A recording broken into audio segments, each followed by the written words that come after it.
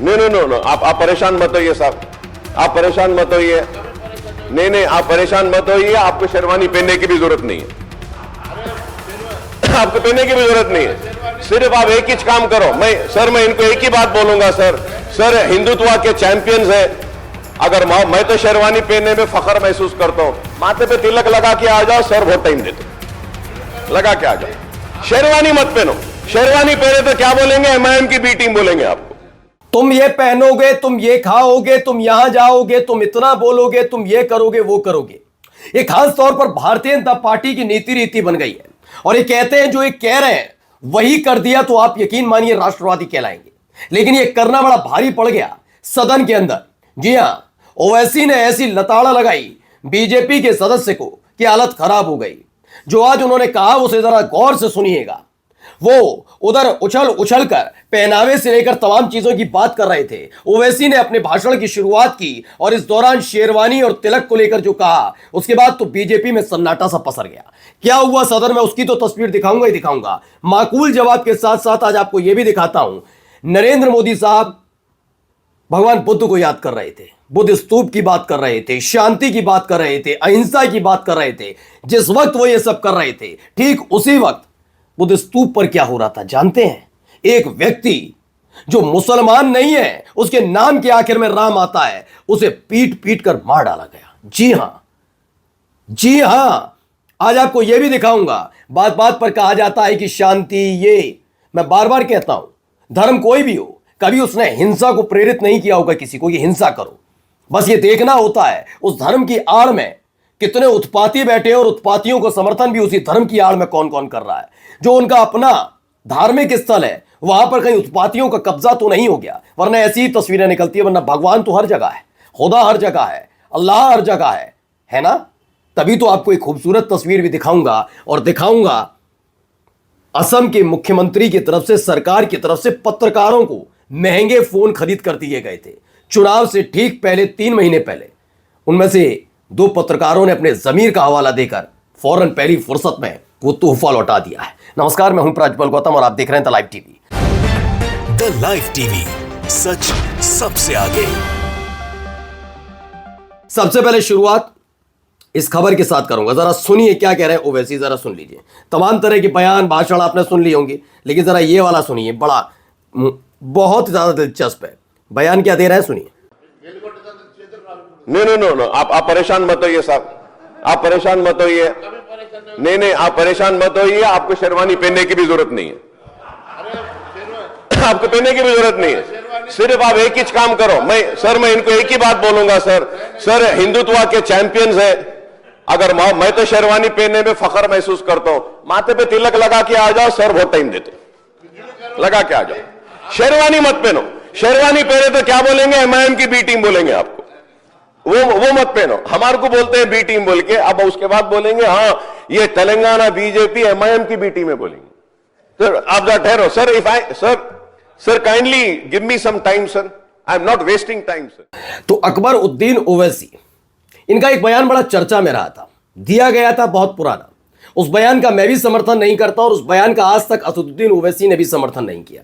उस बयान का एआईएमआईएम भी वैसे समर्थन नहीं करती। लेकिन खास बात क्या रही, वो 15 करोड़ वाला जो मसला था, वो जो बयान इन्होंने दिया था, उसको लेकर मामला चल रहा है। लेकिन एक बात खास है कि उसके बाद कितने ऐसे लोग हैं जिन्होंने वैसा ही बयान दिया, लेकिन क्या उन बयानों की चर्चा के नाम पर कभी किसी ने छाती पीटी, कानून का हवाला दिया? नहीं। सदन में कार्रवाई चल रही, तेलंगाना का असेंबली चल रही है, विधानसभा की कार्रवाई। बीजेपी के एक विधायक नैतिकता, क्योंकि आदत है, इनको आदत पड़ गई है नैतिकता सिखाने की, ये करो, वंदे मातरम, जय हिंद, भारत माता की जय, तुम्हें दिक्कत क्या, ये क्यों है, वो क्यों है, यहां क्या, बांग्लादेश नेता, बांग्लादेश का खिलाड़ी, ये तमाम जानकारी देंगे। वही जानकारी देने की कोशिश हो रही थी, वहीं उसी जगह हालत ऐसी कर दी कि बोल ही नहीं पाए भाई साहब। ठीक है, आगे दिखाता हूं एक और खबर, जरा पहले सुनिए।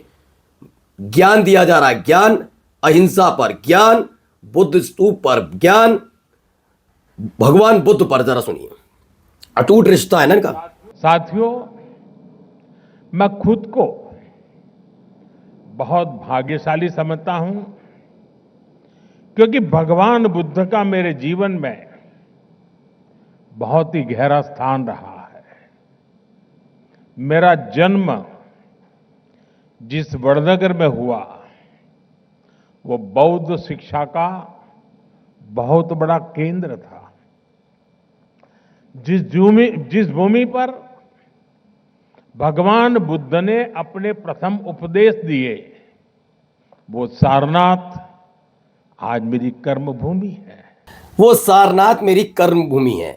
ये वो तमाम बातें यहां पर हो रही हैं, कह रहे हैं सारनाथ मेरी कर्म भूमि है।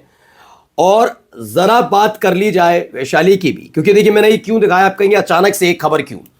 तो जिस वक्त नरेंद्र मोदी साहब भगवान बुद्ध से अपना रिश्ता जोड़ रहे थे, उसी वक्त भगवान बुद्ध की स्थली पर उनके स्तूप के सामने ही खड़े होकर तमाशे हो रहे थे। वो तस्वीर जरूर देखिएगा। इसीलिए मैंने शुरुआत में कही, धर्म की आड़ पर, भावनाओं की आड़ लेकर उत्पाती अगर अपना उत्पात करते हैं और उसी धर्म और भावनाओं की आड़ लेकर उत्पात का समर्थन करने वाले बैठे हैं, ये तय करना कोई धर्म नहीं होगा। एक उठाकर दिखा दो इस देश दुनिया के अंदर, एक धर्म दिखा दीजिए, कृष्ण दिखा दीजिए, सिख दिखा दीजिए, पारसी दिखा दीजिए, जैन दिखा दीजिए, हिंदू दिखा दीजिए, मुसलमान दिखा दीजिए, किसके धर्म ने कहा हिंसा करो, काट मार खाओ सबको? किसी का धर्म नहीं कहता।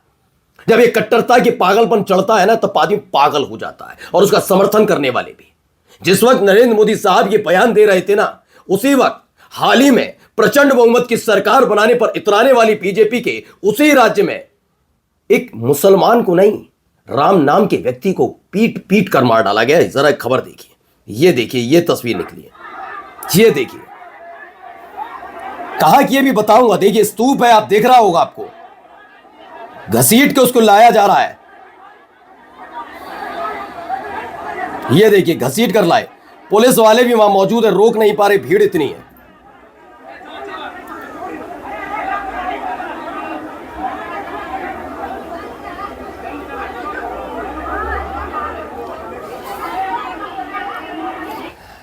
यह आप तस्वीरें देखकर अंदाजा लगा सकते हैं।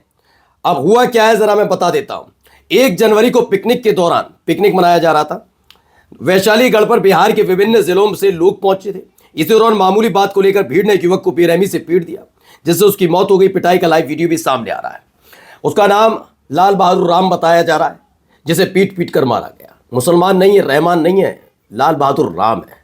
पीटने वाले कौन है, ये अंदाजा लगाइए। मैं कह रहा हूं ना, आप घूमने जाते हैं, आप बाहर किसी काम से जाते हैं, लगता है नए साल का जश्न है तो परिवार को घुमा कर लाए, लेकिन क्या आप इस बात की उम्मीद कर सकते हैं कि सड़क चौक चौराहे छोड़ दीजिए?